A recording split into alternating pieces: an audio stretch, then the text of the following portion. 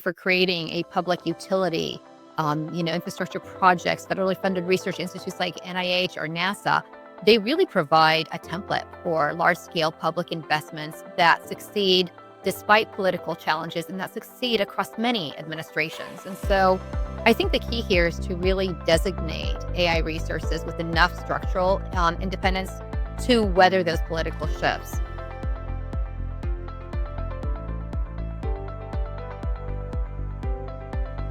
Welcome, everyone, to the AI Governance Podcast, where we discuss practical approaches for responsible AI practitioners.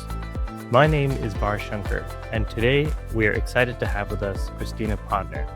Kristina is the author of The Power of Digital Policy, Senior Director for Policy at the Data and Trust Alliance, and an advisor to boards and executives across the private, nonprofit, and public sectors. So welcome, Kristina, and thanks for joining us. Thanks, Barth. Thanks, everyone else, for having me. Excited to be here. Great. So the Paris AI Action Summit is coming up next week. And this is the third summit in a global series that was initially focused on AI safety, though now it includes many more themes. We had the previous meetings held in the UK and in South Korea. And next week's summit is going to be co-chaired by the French president and the Indian prime minister. We know that Vice President Vance will be attending, which should give us some hints about the new administration's approach to AI here in the US, and particularly the future of the US AI Safety Institute and the future of the global network of AI safety institutes that was just getting traction towards the end of the last administration as a way to internationally coordinate on evaluations and risk management for the most advanced AI models.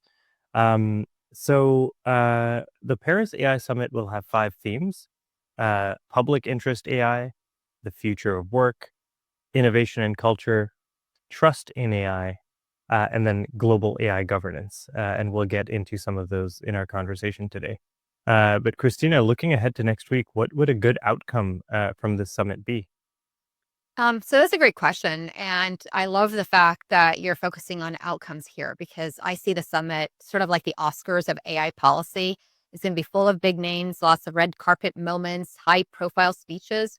But just like, the Oscars, no movies actually get made at the ceremony. And so the real work really is happening long before and long after the event. Pretty much like the Oscars, it's in the writer's room, in the production studios, and the editing base. I think that's really what we're going to be seeing from this event. It's going to be a moment in time, an opportunity for everyone to walk the red carpet and get noticed. But I don't actually see a lot coming out of this. The summit is a pivotal moment, I think, for global AI governance and innovation. But my concern is that we won't see a lot of actual action coming out of it. We will see setting the stage, folks sharing out things. We're going to be seeing probably, like you mentioned, a lot of talk around AI safety, specifically coming out with the AI safety report, warning about risks like job losses, misuse of bad actors. But I think with big tech's growing influence, we should expect discussion on independent oversight, public interest AI policies, but nothing that's actually actionable. That's really going to come after the fact. Great. Well, one of the themes of the summit is public interest AI. And I know that you're a big believer in using technology in the public interest. We saw an effort under the last administration to create a national AI research resource, which is a publicly owned alternative to the most advanced AI systems being developed by the private sector in labs. And in practice, again, this idea was kind of just getting started, hadn't received as much funding as it would need to kind of compete with the private sector, and relied upon the same brilliant people from the same technology companies that it was meant to provide an alternative to. We know that with the new administration in the US,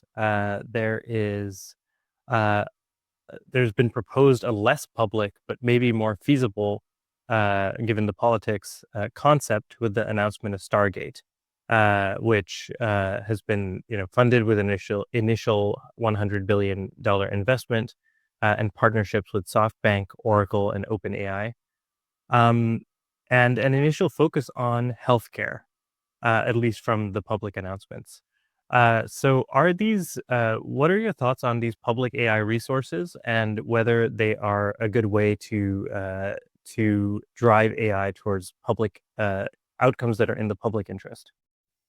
Yeah, so I actually think that the public AI resources aren't just a good idea. I think they're essential basically for ensuring any type of AI development and making sure that it aligns with societal interests rather than just being dictated solely by private or profit entities. And so I think that Biden's snare, as you mentioned, was a good step in the right direction. But again, it's lack of proper funding and really what I think is over reliance on big tech really limited its effectiveness. And I don't think that, at least, a lot of us didn't see it as a true public alternative. Stargate, I think, is good because, it's certainly ambitious. I think it's good because it does have that massive 100 billion investment that you mentioned, and it does bring together the private sector as a partner. I think its scale makes it more feasible for sure. I think the key question is whether it will truly serve public interest or if it's just another way to consolidate AI power in the hands of a few major players, and that remains to be seen. I think the initial focus on healthcare is certainly promising. AI could certainly revolutionize medical research, accessibility, but unless there's really some strong governance frameworks to ensure not just its success overall, but things like equitable outcome and access and privacy protections, public accountability, sort of the core concept of governance, I think it becomes more of a risk rather than, an opportunity. And I think we're then just kind of netting out the corporate gain rather than societal benefits. So I think ultimately, public AI resources are necessary. They must be designated with real independence. We definitely need transparency. We definitely need a role, I believe, for citizens and public oversight. But without that, I think we're reinforcing the existing power structures rather than creating meaningful alternatives. And I hope that that's not the direction that we're heading in. But yeah, we absolutely have to have that in place in terms of public AI resources and oversight and good governance. Right. Now, given the political environment in any country any democratic country that would have one of these public AI research resources, we have kind of a fraught politics these days where everything from environmental issues to the roles of labor unions and even specific healthcare issues are very politicized. And so even if we could get, funding and the kind of expertise we need to set up one of these public research resources, um, setting priorities for it might be a challenge. What are some of the ways that we can approach this challenge? Look, I mean, we definitely are living in interesting times, and US politics certainly complicate the feasibility of any public AI resource, but they don't make it impossible, right? It's structured to serve long term societal needs rather than these short term political interests. And so I think that if we're creating a public utility, infrastructure projects, federally funded research institutes like NIH or NASA, they really provide a template for large scale public investments that succeed despite political challenges and that succeed across many administrations. And so I think the key here is to really designate AI resources with enough structural independence to weather those political shifts. And that really comes down to governance. I know that sounds horrible, and governance isn't really the word du jour, but that's really what we're talking about. And we've seen it exercised before in the US and in other countries really well. So as part of that governance, I think what we really need is an initiative that's rooted in sort of this notion of insulation from short-term political cycles. Like I said, we can look at NIH, we can look at DARPA, we can look at other templates that we have. This isn't a new concept. But much like those models, it should have long-term funding commitments and a lot of bipartisan support, right? Otherwise, we're going to be seeing something that's dismantled with each administration change, and that won't be a good thing. It definitely has to have clear, nonpartisan governance, as I mentioned. We need an oversight body with not just representatives of Congress, but also academics, industry, civil society, really help to ensure that we can depoliticize the decision-making process. We need to ensure the public accountability, transparency in data use, research priorities, partnerships that build across political divides. And again, I'll call out, for example, NIH is one of those. I think it's been a really good historical success and template that we can use moving forward. And then I think we definitely need to see the role for state level actors and stakeholders as well. We need to have international collaborators at the table. I think if federal politics are a roadblock, then partnerships with states, universities, global organizations can really help overcome those challenges and sustain momentum. So I think really those four areas are things we should be looking to as we establish, what those resources look like going forward. Yeah, and I'm so glad that you mentioned the state level.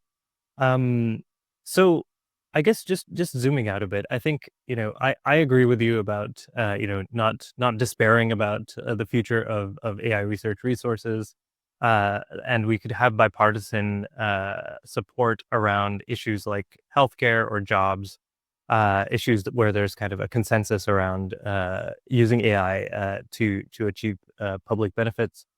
Um, we also, we're hearing increasingly from analysts that even though the new administration might prefer that the private sector take the lead on something like an AI research resource, uh, it's also very focused on, reshoring U.S. manufacturing, ensuring U.S. leadership in AI. And so it's not necessary. It's probably too early to know which direction it's going to break in terms of developing public AI.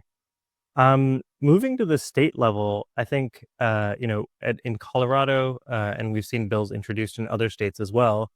Um, we see really comprehensive AI laws that are focused on kind of various kinds of risks related to AI, and loosely modeled on the risk-based approach of the EU AI Act.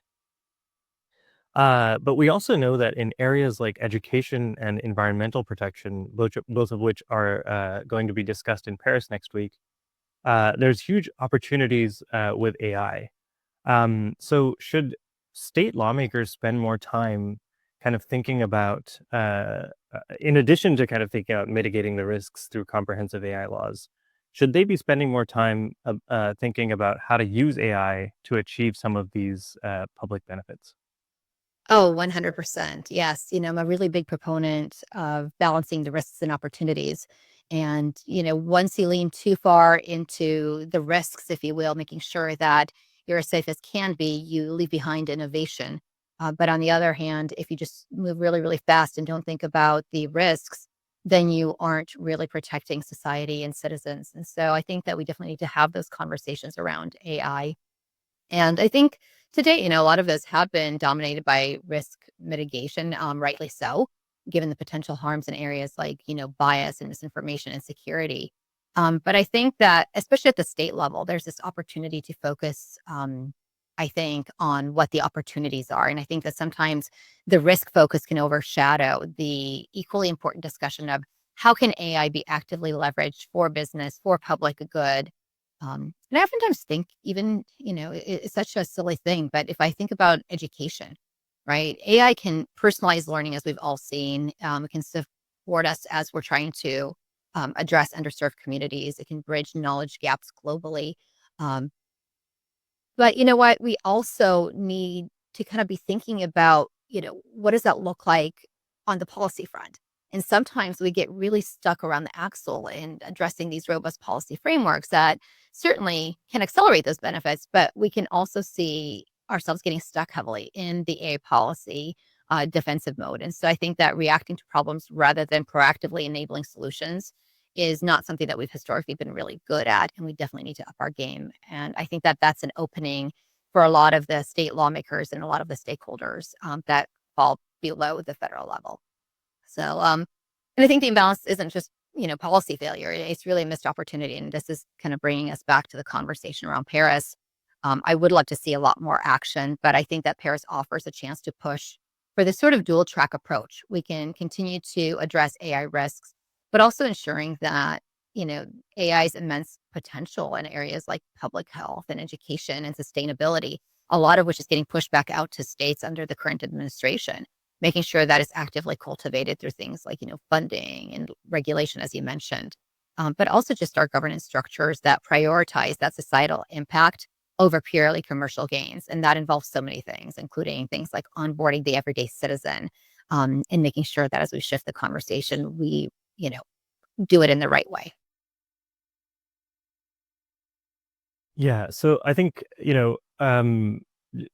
a couple of themes from our conversation include ensuring that there's political support for kind of or bipartisan political support at the federal or state or international level, or across ideologies, for kind of to make any of these initiatives sustainable. And then also making sure that we're taking kind of a targeted approach to specific benefits and risks. So just to kind of finish out the risk side of that, um, I sometimes feel that we might not be focused enough on a few of the obvious ways in which technology writ large is kind of affecting society. So we might be thinking about the specific risks introduced by AI systems, but there might be bigger issues here around smartphones in schools, for example, or non-consensual deepfakes targeting young women, or even mental health for young people more generally in the age of technology and technological disruptions. I'm wondering, I would love to get your thoughts on how we can, and these seem to be issues that would have bipartisan support and support across party lines in terms of addressing them. So how should we approach these more general issues within the AI policy conversation? I love this question. Thanks for asking it. I think that there's real risk that really in our push for comprehensive AI laws, what we're really doing is overlooking this immediate and tangible set of harms that could be addressed with very targeted policies. And I think this is a natural human thing is to invent governance when something new comes up rather than looking at can we extend governing mechanisms. And so from a big picture discussion perspective on things like AI governance, general purpose AI models, the existential risks, we need to continue having those conversations, obviously. But I think that what they do at times, and especially at this moment in time, they can paralyze action on really what are, in my mind, clear and present dangers, like you've pointed out, things like smartphones in schools or, the non-consensual deepfakes targeting young women. If I think about things like smartphones in schools, especially because you shared with me that you have some little ones running around that are about to be school age, and as somebody who's had a child in the schools for a while, I think about this a lot, right? I don't think we need sweeping AI regulation to recognize the cognitive and the social impact of constant digital distraction on students that we have today. Like, we don't actually need the sweeping AI regulation to address smartphones in school. We've seen France, for example, step up in banning phones in schools. We can certainly look for similar policies here in the United States while we're waiting to do broader AI laws. But I come back continuously to this notion of onboarding of citizens and what we need to do in addition to policy. The notion that we're going to take the magic blue pill, which is policy, and all of our problems are going to go away is a misnomer, right? We need to onboard citizens. We need to talk about these new technologies. How do we incorporate them into our everyday lives? And also build self-awareness. I think about my son who was taught by one of his teachers to pull out his phone and to think about how many notifications he receives per hour on his smartphone. And so it wasn't taking the phone away. It wasn't waiting for this, overarching AI policy to come into effect to talk about smartphones, distraction, and what it does to our mental health. It was more of an education and a awareness building and really getting these key muscles in place. And so I think we're missing the boat when we focus on just, this overarching big regulatory push that we think is going to come and save the day. And I think it's true for, smartphones. I think it's true for non-consensual deepfakes in targeting young women, as you mentioned. I think there's an urgent crisis waiting for this bigger policy move to come. Um, it's just going to continue the slow and inconsistent starts and stops that we've seen. I think a few jurisdictions have criminalized deepfake abuse, but we need stronger, sort of more enforceable global protections. But at the same time, we need a lot of education. We need a lot of awareness building. We need a lot of the muscles developed that we haven't been very good at developing as these new technologies come to the forefront and as they gain momentum and adoption. And so the problem isn't just AI regulation, which does take time. I think it's, we really need to have this larger debate, around the governance frameworks and the everyday harms that continue to go unchecked. And how do we create more effective approaches that are incremental, that are issue specific, and that allow for interventions that tackle those unknown or those known and unknown risks, and really kind of develop us as a society and prepare us for what's yet to come. Great. So I want to bring the focus here back to kind of AI governance practitioners within large companies. So one of the expectations from the AI Action Summit next week is that policymakers would focus on at least on some of the tracks, focus on the most advanced frontier models. And we've seen kind of recent developments, both in terms of agentic AI and in terms of open source AI, due to recent releases from OpenAI and DeepSeek and others. Um, as a practitioner in a large company, how should one approach the deployment of the or I guess how should one keep up with best practices and approach the deployment of these cutting edge models? Yeah, I think there's not a magic formula that anybody's developed to get this right, to be honest. I mean, I see organizations day in and day out coming up with ideas and things I think that in due course we will solidify as methodologies, but we don't have those yet. And so, in the absence of that, I think what we need to have are things like guardrails for agentic AI, thinking about this, from that very specific perspective. What can agentic AI do? Planning, making decisions, acting semi-independently. So great. What are the things you should be thinking about? Obviously, strategies like human in the loop, capability assessments, content specific limitations, things like, if you're in the military emergency response space, some of the specific sectors really are considering rules that limit how much autonomy AI systems can have. And we should be thinking about that actively, and putting those guardrails in place. So this is something that folks can do today. And I see organizations that are doing this, doing it well when they look at existing ways of governing and how can they extend this thinking into the new technologies such as AI. So I think definitely having like guardrails in place is a critical aspect. I think balancing open source AI with safety is going to be critical as well. So the debate obviously is very tricky. On one hand, you have, you know, openness, right, that fosters this innovation, democratization.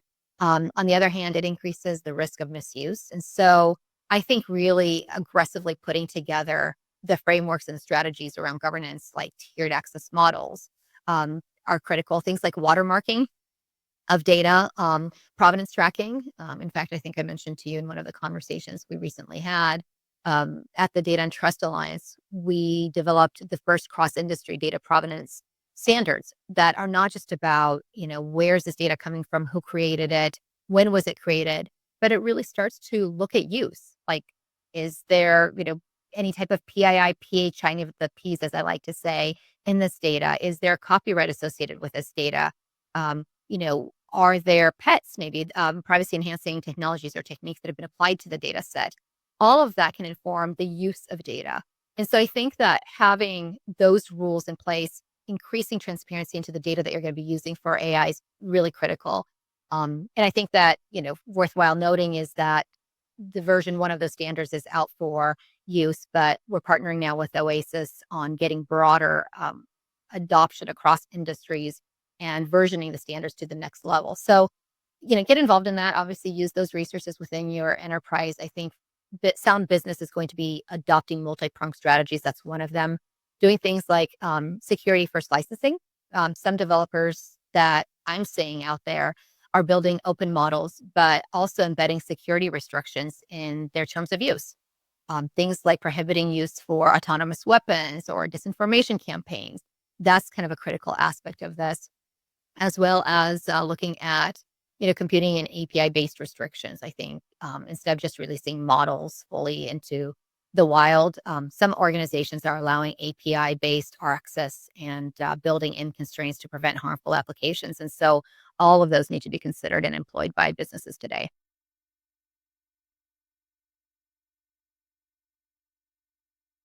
Great. So I think that's all we're going to have time for today. Kristina, thanks so much for joining us and for sharing your thoughts on what we can expect from the Paris AI Action Summit, now also known as the Oscars of AI governance. Maybe less glamorous than the Oscars, but definitely more interesting for some of us. I'll encourage our listeners to look at the data provenance standards and then also at Kristina's book. So thanks, Kristina, for joining. Thanks for having me. Take care. And with that, we'll wrap up this episode of the AI Governance Podcast. Thanks, everyone, for listening, and we'll see you next time.